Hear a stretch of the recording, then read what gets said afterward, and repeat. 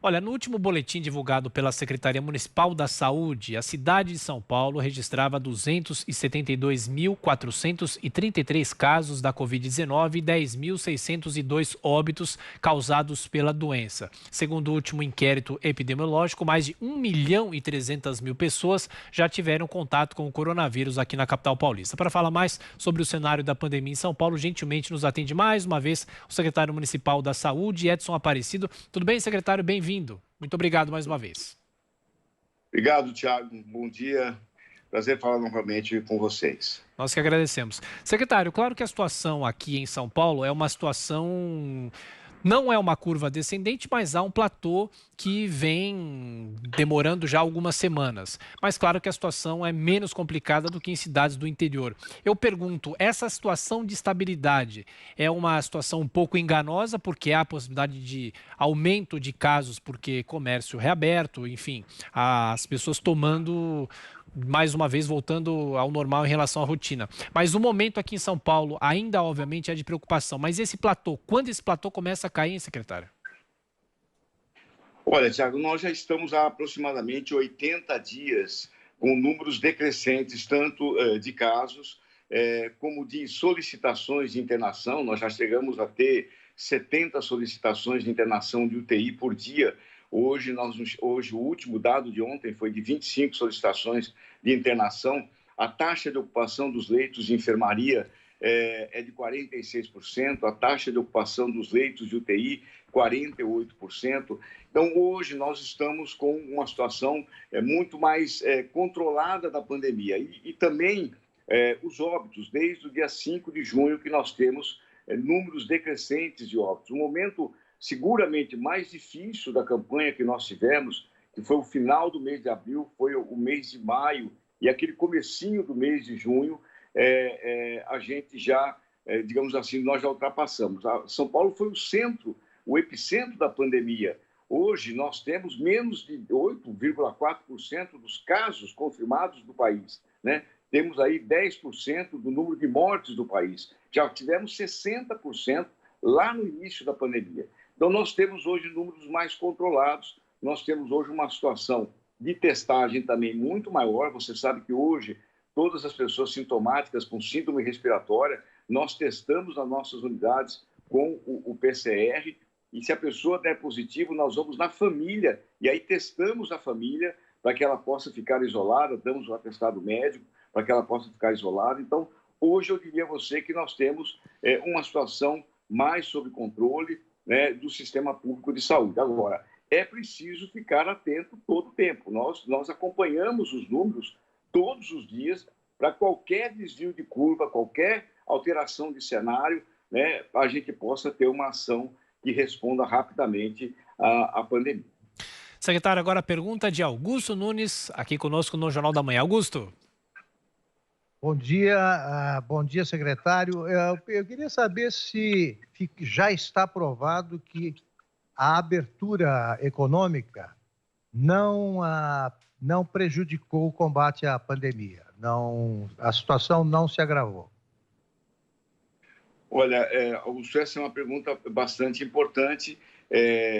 Com as orientações de distanciamento social, você sabe que no início da pandemia, praticamente aí 8 milhões de pessoas deixaram de circular na cidade. Naquele momento, foi uma ação muito importante para que o sistema de saúde pudesse se preparar para um momento mais difícil. Depois, paulatinamente, com a flexibilização que foi permitida pelo Plano São Paulo, a economia aqui na cidade, nós estamos abrindo os segmentos, ainda parcialmente, primeiro com 20% da capacidade das áreas comerciais, de shopping centers. Agora, como São Paulo já avançou há 7 semanas o plano amarelo, avançamos para 6 horas, e com cuidados de distanciamento, com medidas sanitárias, com medidas de sanitização, que permitiam exatamente você ter algum controle, tanto por parte do poder público, como também por parte dos proprietários de estabelecimento, né? Nesse momento, uma avaliação muito precisa, Augusto, nos permite dizer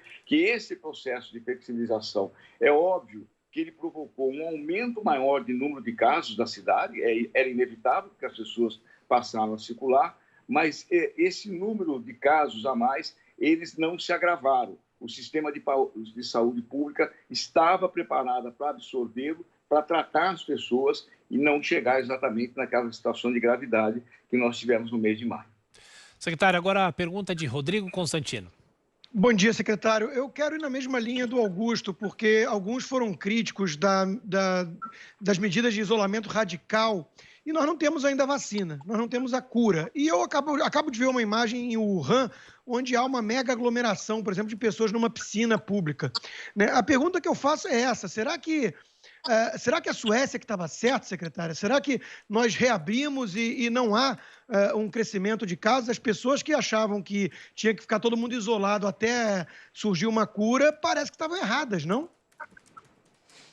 Olha, Ricardo, a pandemia, né, o coronavírus, ele é altamente desconhecido. Ele conseguiu desestruturar, não só do seu ponto de vista econômico, mas também do seu ponto de vista da saúde pública, sistemas altamente consolidados. Você pega um sistema público, um sistema de saúde como o da Grã-Bretanha, né, consolidado desde a década de 40, né, lá eles optaram, num primeiro momento, pela chamada imunização de rebanho e depois, no meio do caminho, tiveram que voltar atrás e proceder para uma linha de cuidado que foi exatamente o distanciamento social, o uso da máscara, enfim, que é efetivamente os únicos instrumentos de contenção da transmissibilidade do vírus, né, de prevenção, que tem mostrado eficácia, né? Então, é preciso um pouco a gente ir acompanhando isso paulatinamente, quer dizer, a abertura, de como a pandemia se mostra nesse momento da abertura, o quanto que a gente já tem de pessoas imunes na cidade.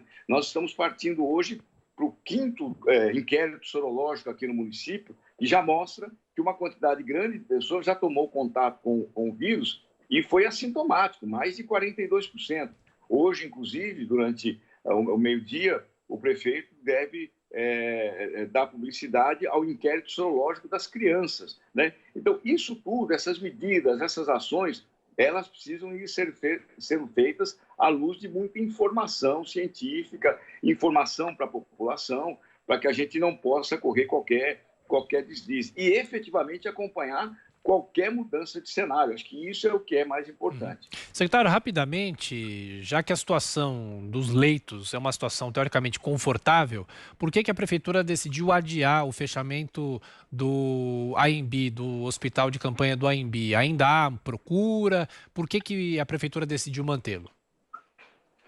Nós estamos fazendo, Tiago, um processo de transição dos equipamentos que nós abrimos na pandemia e que eram transitórios, como os hospitais de campanha, e que cumpriram um papel importante para que não se esgotasse o sistema público de saúde, e fomos substituindo paulatinamente por hospitais que vão ficar em definitivo para a cidade.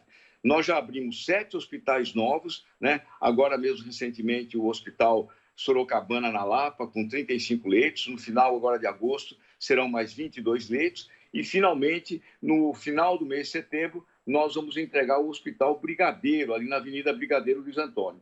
Então, a ideia é que a gente vá substituindo esses leitos transitórios por leitos definitivos. E ele é um pulmão. A permanência da última ala do Hospital do AMB, ela é importante exatamente para essa discussão que nós fizemos aqui. Caso haja alguma mudança de cenário em função da flexibilização, né? Para você ter uma ideia, Tiago, quando a gente mudou o protocolo há 3 meses atrás, passando a internar as pessoas com sintomas leves e moderados, para impedir que elas se agravassem, né, e não fossem por lei do UTI, os hospitais de campanha tiveram um papel muito importante. Então, a nossa ideia é preservar por mais um mês, deixar abrir mais um hospital, que é o Brigadeiro, e mais a nova ala do Hospital Sorocabana, e com isso a gente teria os leitos suficientes para substituir os leitos do AMB. Por isso que a gente deve permanecer pelo menos aí mais um mês com esses leitos do Hospital do AMB. Secretário Municipal da Saúde, Edson Aparecido, mais uma vez, secretário. Obrigado pela atenção, pela gentileza. Bom trabalho. Até a próxima. Obrigado. Bom dia.